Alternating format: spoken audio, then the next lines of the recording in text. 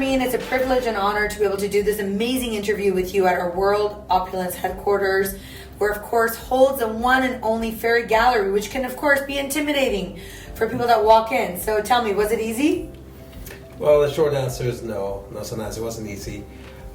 You go through a lot of what I call peaks and valleys, the emotional roller coaster, when you build anything significant. So you really have to become a mental warrior in order to be able to finish the race. Otherwise, you just can't make it through. Okay, I'd love to just do an interview and just kind of get to know you and get our viewers to get to know you a little bit. Can you tell me a little bit about your childhood? Yes, I was born in Iran, 1968. And I have to say that I guess I had a privileged childhood.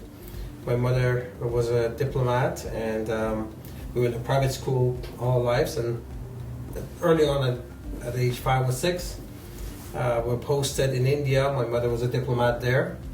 And so life was great. We went to private school. We had lived a pretty privileged life. And in that case, we came to Canada. And I guess that's where I got to experience what real life is. So can you talk a little bit about your academic background? Were you a good student? Were you a straight A student? No. At least not academically. You know, when we got here, I went to school and realized very quickly after high school, I give it a shot. I tried to take my MBA year one, and just realized that I was because of some things that happened through our life that directed me not into post schooling but into business. But before getting into business, you also became a tremendous athlete, super successful, competed nationally, locally. Can you talk to me a little bit about that? Yeah, so while going through high school and got into wrestling, it runs in our family. And both my brother and I were very successful, regional, national, international, with the world championship. And I had 5 scholarships across Canada to go to university. Wow, that's amazing. And congratulations. Yeah, it's just, I guess, the path is always chosen for you. And everything came to an end where we actually went to a place called Alma, Quebec for the Olympic trials. Mm-hmm. I mean, everyone's dream is to go to the Olympics. I'd won a World Junior Championship the year before. I was one of the favorites to be there, and went there all week long, trained, made my weight, dropped 13 pounds, made my weight, and just the day before in practice, I popped 5 ligaments in my knees, and they had to fly me back to Ottawa. I was in cast for 6 months now. In those 6 months is when I decided to get into business. So that would be the end of scholarships and schooling.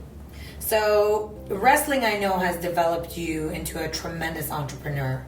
I've heard in many of your trainings saying, you either get conquered or you conquer. You conquer. And I've been to both sides. And it feels great when you conquer, but it doesn't feel too good when you get conquered. But I guess people ask me, how did that help me in business? Well, I guess because my sport was not a team sport. Correct. It was me against another. It was a combat sport. So I couldn't blame someone else if he lost. And I couldn't get a ring because my team was good. So really, I had to do the work.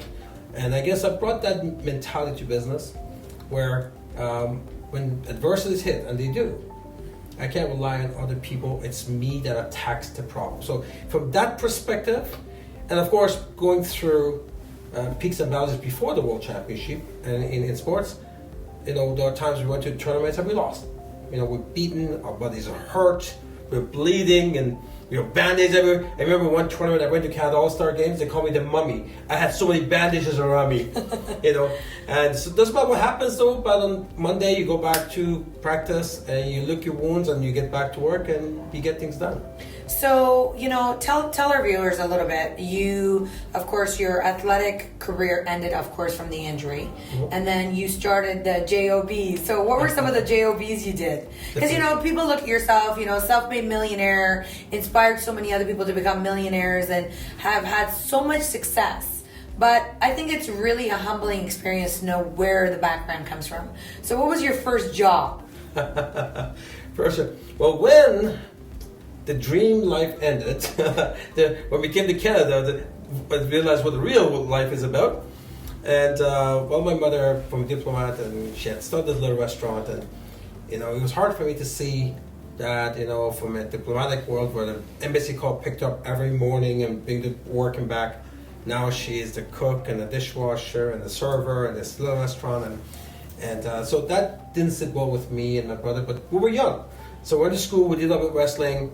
My very first job was I was a dishwasher at a restaurant, and so yeah, I was 13. So that's where beginning started my first job.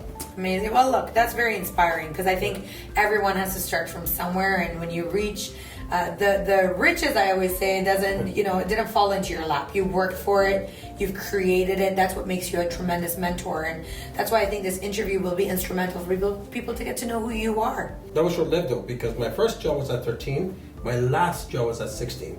Wow. I haven't had a job since. Well, I got one now, I suppose, but it's my own company. So very early on, I realized at age 15 or 16 that I was genetically unemployable. Yes. I remember I was a cashier at age 15 at a grocery store, and people used to come in and say, "Where's the boss?" Because they knew him. It was Camille. And people say, "Where's the boss?" I said, "Right here." And they get confused a little bit. Says, "Well, where's Camille?" "Oh, you mean the owner? He's over there." And Camille would see that, he would be laughing. I never liked the word boss. I never understood that. And second thing I realized early on in life is that I wanted to retire at age 30. Sure. Now I'm 15. I'm thinking about retiring at age 30. And I don't know many 15-year-olds that want to retire at 30 or thinking of retirement. It's interesting, because I actually got there at age 30, and I realized, I had my big home, I had my big cars, and I wasn't making too much money, but it was about $20,000 a month, and I thought, I'm going to retire. And I realized very quickly, after about 10 or 11 months, I don't retire at 30. You get bored. And I started doing anything I could find. I tried ballroom dancing, rollerblading. I even bought golf clubs. I think I used them once. I got my pilot license. So I realized that I need to get back to work. It's you really, you don't retire at age 30. Sure. So in the process, how did you become so successful at 30? Well, I guess I got into business. Let's go back, and I think at age 17 I started my first business. And I used to be working, I was managing a pizza business for somebody else.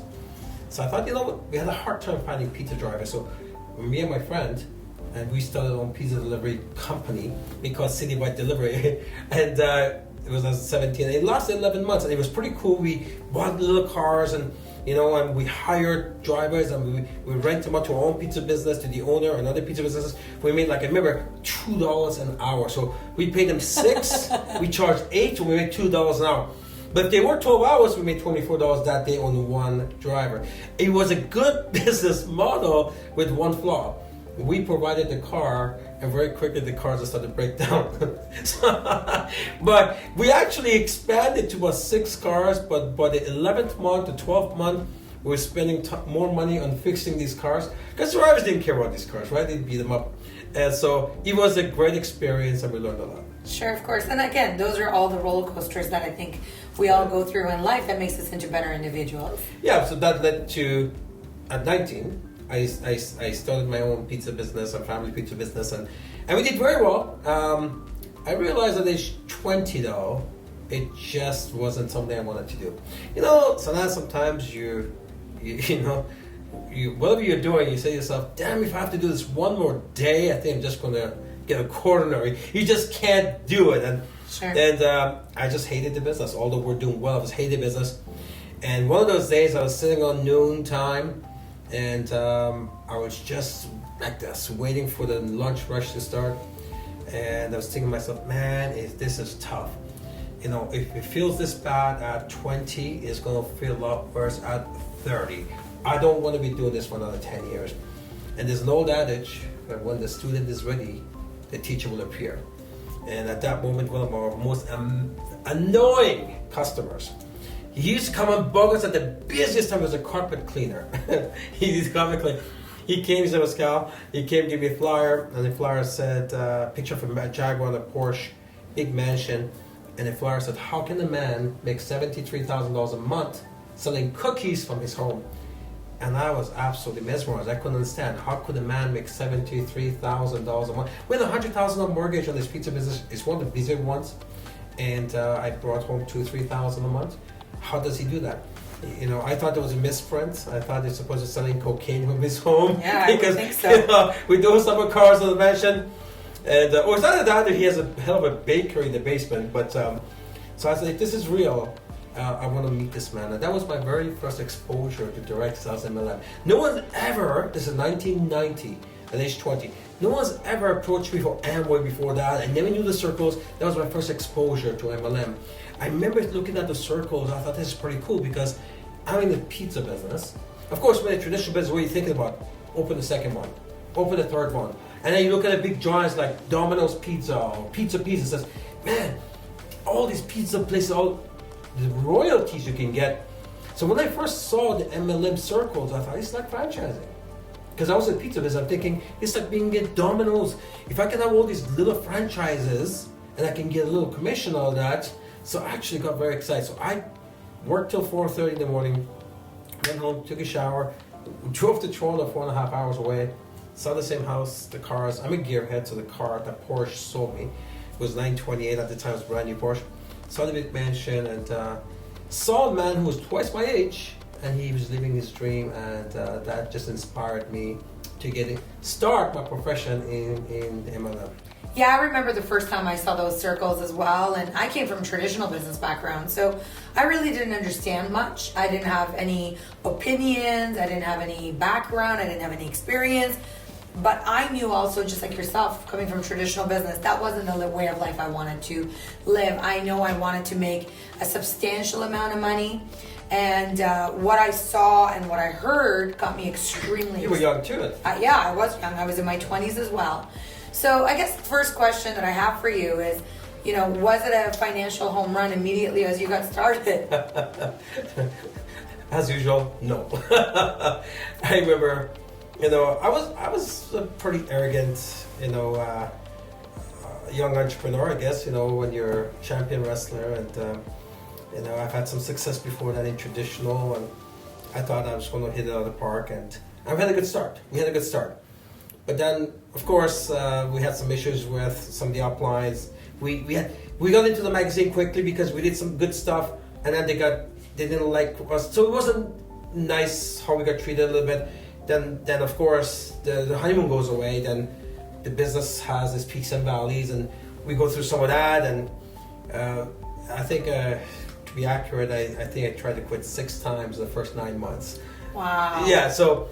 And every time I wanted to quit, I was lucky that somebody cared enough to talk to me about that, and I guess I was a little bit stubborn as well. And I think the last time I wanted to quit, the top guy in the company was coming to town to speak, and he knew that I had talent. He didn't want me to quit, so he did something that was very smart, and he told my upline and says, have Ramin pick me up from the hotel to the venue where he was speaking for us. Now that weekend we decided, I told my brother and my family that we're going to quit this business, this MLM profession. We're going to stick to our pizza business. As much as I hated it, but I was done. And but out of respect, I picked him up from hotel as we're going. He said, let's go have a coffee. We had a coffee, and he said something, had a little conversation. And he said, Ramin, I heard you wanted to quit. I said, yeah, I think I'm done with this. And he says, may I ask why? So I had all kinds of reasons why I should quit, but none of them was related to the business. It was just stuff that, you know, sometimes you create, you know, alternative realities that's not really there, right? You call them artificial grievances. Yeah, artificial grievances, absolutely. And you know, and then he said, let me ask you something. If you quit today, would you be any here tomorrow? Mm-hmm. And I had to be honest with myself. I said, no, not really. He said, is this business stopping you from doing something else? And I said, no, I'd just be doing my pizza business. He said, well, I have a question for you.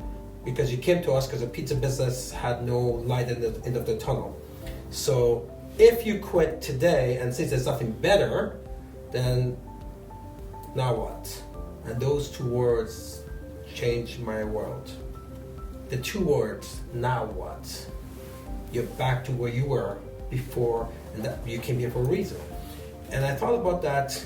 I was supposed to go drop him off and go back to the pizza business, and I showed up 4 o'clock in the afternoon. And my brother said, "What happened? You're supposed to be back, like you know." And that's the moment, I guess, in my forensic now I call it a commitment commence, where I said to my brother, I was like, "We're gonna make this thing go no matter what we gotta do," which is third stage of fermentation, which I talk a lot in my forensic courses. And so yeah, that was. You know what's interesting when you make that decision. I want to quit 6 months or first 9 months, 6 times first 9 months, and we make that decision 5 months later. Only 5 months later, I set a company record for the youngest national marketing director at age 22. That record lasted worldwide. That record lasted for 10 years. Wow, good for you. So you want to, but it's the same person, it's the same opportunity, it's a different decision. And a different mindset. Different mindset. So first, you want to quit 6 times first 9 months, and then you make a decision, and you set a company record. I was with that company for 9.5 years. And unfortunately, what happened, and the company was doing fine, and they had some adversities, but we were there, we were very loyal, and they brought this guy from England, and he sold them on the idea that I guess things have to change. The company brought the top 17 earners to Nassau, Bahamas, in Cable Beach Resort. I remember we had this fancy luncheon, and the president said, "We're going to change the comp plan." And they gave us our checks that month on what the current comp plan was and what it would be following month. And 16 of the 17, we took a pay cut. And some of us dropped more than half. And they were not going to grandfather it. That was it. And so that's the beginning. I guess they lost a lot of the business. Because of that, many of us left. So when you adopt this concept of work off of 5 and benefit from it for the rest of your life, and something like that happens to you, is quite devastating. So that was my first. After 10 years, I had to find another company to join. Well, you did extremely well. You were with them for 9 years. Became a self-made millionaire. Oh yes, I made my first millions at age 25, and that's the key part. But the company had some adversities. You know, they had some product issues, and so every time that happened, we had to rebuild our business. I had to rebuild my business with that company 4 times. Yeah, and I think that's really key. So you were with the company for 9 years. They went through their adversities. They went through the roller coaster. They went through the highs and lows. But you guys never gave up. You just kept on going. You kept on building. You even had to rebuild your organization multiple times. Yeah, well, the peaks and valleys is in every business. You know, and we're not immune to that. We go through it in our health, in our relationships, we own business. And we went through some of peaks and valleys. Some of it was outside of control. The product, there was some issues with the product for that company. Some of it was within our control, whether we didn't manage it well or something happened. But the biggest thing for me was when they changed the comp plan. We knew we can't go back. And so that was the end of it for the company number 1. So that was the next chapter. So take us to the next chapter. What happened? Well, after having a pity party for a while, because I really thought that would be the end of it for me, that company. I went to company number 2. I had a lot of experience, I had some people, and very quickly, within less than a couple of years, I had 18,000 people in my team, doing very well. And that company all of a sudden decided that they wanted to become a pharmaceutical company, and they got out of MLM completely. So here we are again. I thought again, we had it this time, it was going to happen, and it didn't happen. So now here I'm looking again at what am I going to do with what other company. And so I went into company number 3. I thought I'd try something different. It was a European company that launched. They were the fastest thing ever grew. I think they're still maybe the fastest thing. They did like $4 billion in business in less than 4 years. Wow. Reason for that, first 4 years, they were online gaming business. I did very well with that company. I did $2.5 million with that company very quickly. And I thought this was it. I thought we had it made, you know, life was good. And then they got shut down. And so I'm sitting there for the 3rd time, bought the culture back in 1990 at age 20 that work hard for once and get paid for the rest of your life. For the 3rd time, this company shut down. And So there I am again, and the adversity here is where, as you expand your lifestyle, right, your expenses are higher. So when you lose that opportunity, then you really taking a beating. So one of the lessons here is to make sure that you think about the peaks and valleys in your finances, your business, because things will go down. You have to be prepared for that. And then the next company. At that point, I just started thinking, do I really want to keep doing this, right? Because I did have some traditional opportunities, and I had a company came to me, and they were a traditional business. They wanted me to sell up their MLM.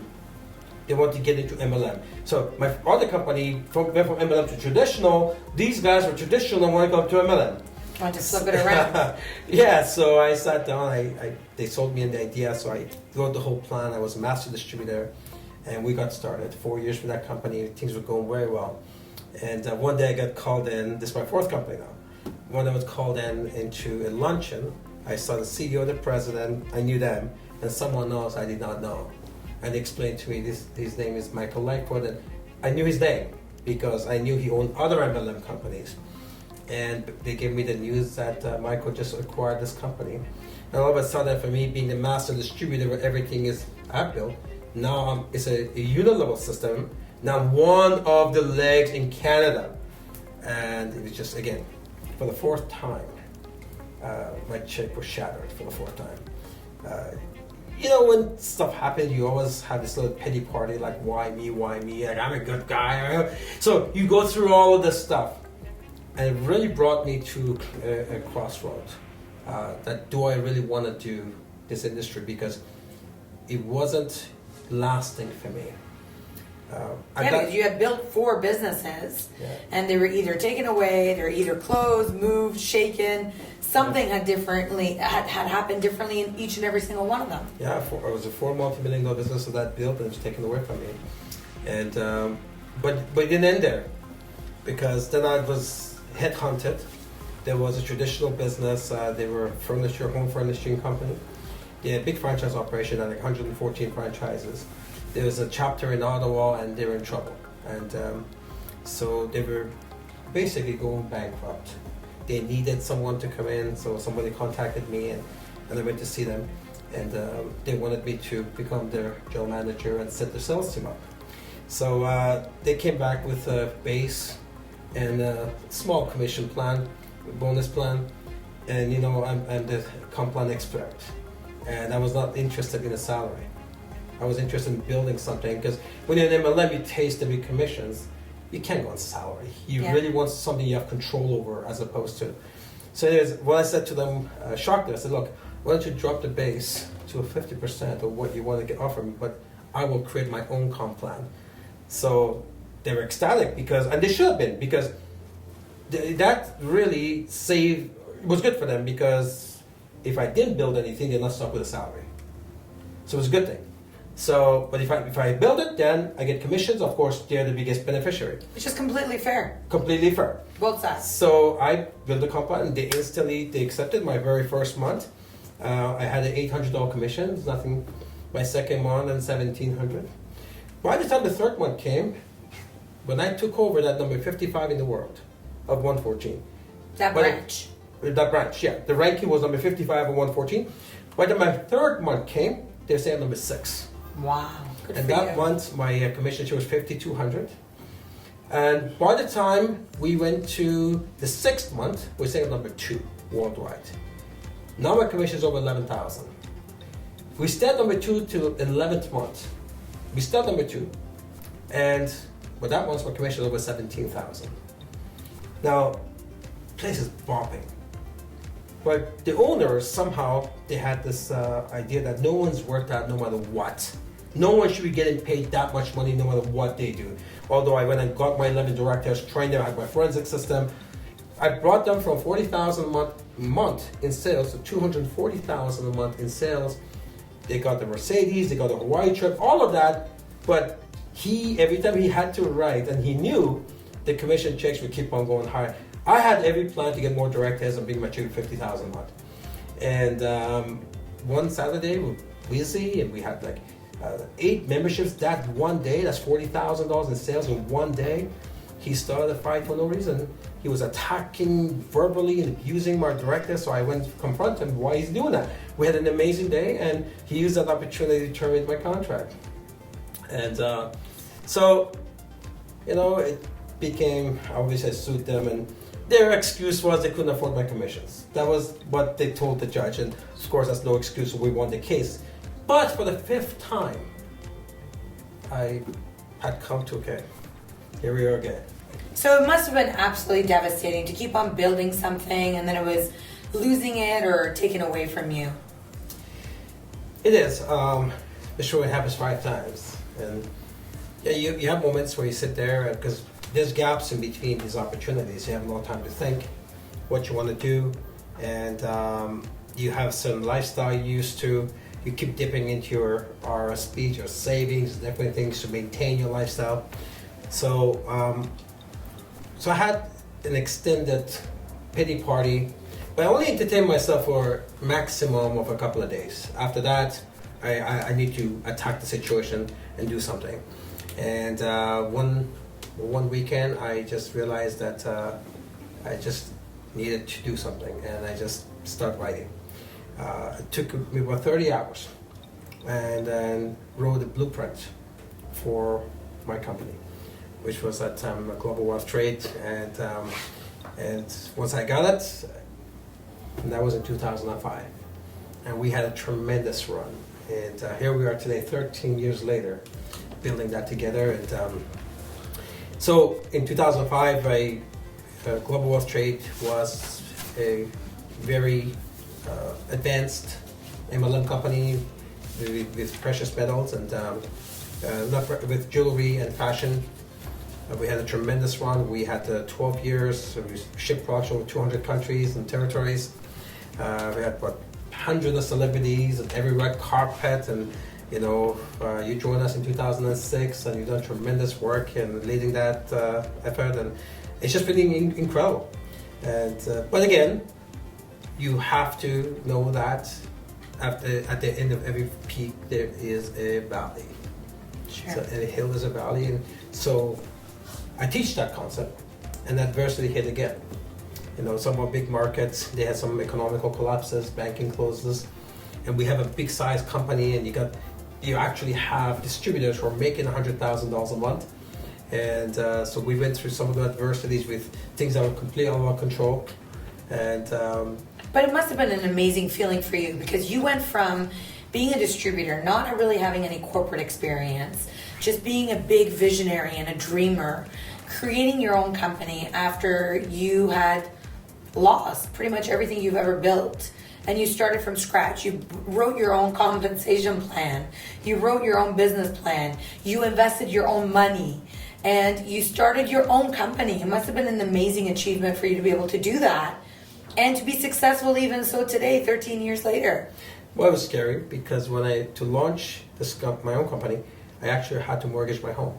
Mm-hmm. I remember some of the family members, okay, Ramin, you worked all your life, you have this home, whatever, and now you're going to actually risk it. Because I could have had other opportunities in traditional running companies, but I know that I'm genetically unemployable. And I think, Ramin, what's really important for our viewers and for me that I've got to know, once you're into direct sales, network marketing industry, the type of money that you make in the industry is not JOB income. So it becomes very difficult to actually make that kind of money in a regular job. And it's just because in a regular job, it's based on your own efforts. Yeah. Where in the direct sales industry is literally an army of distributors or people working together simultaneously to build that empire together. It's not even your effort in the job, it's your time. You get paid for your time. And it doesn't matter how much you accomplish, that's what you get paid on. And you're right, Lance, because once you taste the potential, your own potential, then you can never go to a job. And so launched this company in 2005. Like I said, we very proud. A tremendous run, even through adversities. And I kept attacking the adversity, and we came up with our most incredible anti-aging product that opened the door to our health lineup. And now we've become a completely different company now because we're not just fashion anymore, luxury brand anymore. Now we're into beauty and health. And so last year we did a complete rebrand to Opulence Global. And what a year it's been. It's just all-time high momentum. Amazing. So the question you had, was it easy? Well, it's been quite a journey. So Ramin, with all the different adversities you've hit, you've gone through highs, you've gone through lows, you created your own company, you've had a successful run, of course, with Global Wealth Trade, and it's hit a really financial home run. It's mentored, coached so many entrepreneurs to become 4, 5, 6, 7-figure income earners, $1 million earners, and it must be an amazing feeling. But one thing that you've been able to mentor and coach me, and I want to share it with our viewers, is how do you stay to become a mental warrior? Because when you are the founder and CEO of a corporation, you got to always lead. You got to always lead with strength, and you got to be leading your army. So I know you kind of pick me up when I need it. You kind of slap me out of it when I need it as well. But you are an absolute mental warrior. How do you do that? Well, first thing you got to do is to constantly keep on evolving. Because if you don't become the best version of you, nothing changes. Jim Rohn talks about for things to change, you have to change. For things to get better, you have to get better. You gotta keep on evolving. Second thing you need is you gotta need a promise list. I know other coaches like to use the word goal. I don't use the word goal. I like to use a promise. I think goal has no accountability. When it happens, will not be nice to happen. We'll make a promise. Most people like to keep their promise. You need a promise list. So that gives you the motivation that you need. You got to be clear on what you're going for. And the third thing is, make your decision based on you, not what you read, what people say. I've seen so many people lose their dreams. I call them life bandits. People come to steal your dream, and because of negativity, especially stuff you read on the internet, or people will say, don't pay attention to anything negative that people tell you. As long as you can do those three things, keep on evolving, don't pay attention to people's negativity because they're always trying to get you down. Because when you evolve, some of your circle don't like that. They don't want you to evolve. They come a bunch of negative things. And as long as you got a promise list of what you want in life, I think that's the characteristic you need to become a mental warrior. Ramin, I remember 12 years ago, when I joined you, I had some of those people. They try to deviate me from joining you. They try to build artificial stories about you, and I didn't know you. But one thing about my parents that I've always loved is they've always said, pursue your dream, pursue what your heart feels. And the first time I ever got a chance to meet you, I fell in love with the concept of what you showed me. But most importantly, I fell in love with the concept of the dream that you shared with me about where you wanted to take Global Wealth Trade at the time, because you were very transparent with me. You told me all the companies you built, what was taken away from you. You said, I want this, I'm just looking for talent and for someone. I'm not looking for talent, I'm looking for someone who's got excitement, that wants to go build an empire. And I was like, that's me, because I was young, I was in my 20s, and everything that you've ever promised and everything that you've ever talked about has become a reality. And I'm so glad that I never got a chance to listen to any of those sunblocks or dream stealers, because we know that there's a lot of negative people out there. We know that there's a lot of people that one day they're your best friend, one day they're your enemy. We've seen it even in our own corporation, where one day we are the best company in the world and they made millions and they traveled the world and they've seen the 7 oceans, and then all of a sudden they're not around, and all of a sudden, it wasn't all that good there. So one thing that I absolutely want to reiterate on what you just said is, and you say it in your forensic seminars, do not allow a sunblock to steal your dream. And I think you've always taught me that, but I've become more passionate about it because I have seen it firsthand. People who do believe the sunblocks and where they are today, which is nowhere, and the ones that don't believe in the sunblocks, they keep on pushing, they keep on working, they keep on grinding, and they're able to enjoy the fruit of their labor. Yeah, the way I look at it is that if we had 7 billion entrepreneurs, then there would be no opportunity left, right? So the people who persevere, have longevity, that's a good word, have longevity, be able to have a promise list and stay positive and keep on evolving, they get to get greater share of what the world has to offer. I call it the world, get to see the full life's menu that most people don't get to see. So the road to success is never smooth. We know it's always under construction. And so what would your heads up or your warning be to that entrepreneur who wants to be able to have what you've been able to achieve? Well, there are three things. Number one, it takes time to build. Like Sans, you and I last 20 minutes covered 30 years, right? 30 years. So it's not overnight, and there are peaks and valleys along the way. And when that happens, you have to also be a good money manager. I've seen over and over again how network marketers make a lot of money and then they run into financial trouble because when the business goes down, they haven't, whether it's tax problems or whatever it is, they didn't manage the money properly. And the last thing you want to know also is that is a reality of success. Is that some of your friends today might not be your friends when you're wealthy anymore. You know, when I was younger, Happened to me. we all go through it. And remember the first time this happened to me, I was talking to the president of my company. I was a young man, and some of the people start talking about me, false stuff in that company. And when I see the president, and I said, "Look, Terry, you're hearing stuff, but really, I'm not guilty of any of it." And he laughed. He said, "Ramin, did I call you?" I said, "No." He said, "If I have a problem with you, I'll call you." He goes, "I know what's going on." And he said something I never forgot. He said, the higher you go up the pole, the more your ass shows. People will come to take a look. In other words, don't worry about it, you know, because success comes with that.